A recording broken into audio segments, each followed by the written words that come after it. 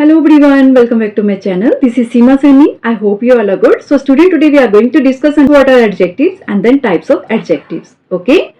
So let's start with what are adjectives. Okay. So adjectives are words that are used to describe noun or pronoun. Okay.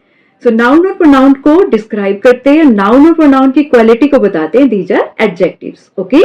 So let's take some example. Cute, tall, thin, elderly, etc. Okay. Types of adjectives. Okay. So there are 8 types of adjectives: descriptive adjective, demonstrative adjectives, distributive adjectives, interrogative adjectives, numeral adjective, quantitative adjectives, proper adjectives, okay, and possessive adjectives. Okay. That's all for today. I hope you all have understood very well. Okay. Thank you. See you soon in my next video. Till then, bye. Take care.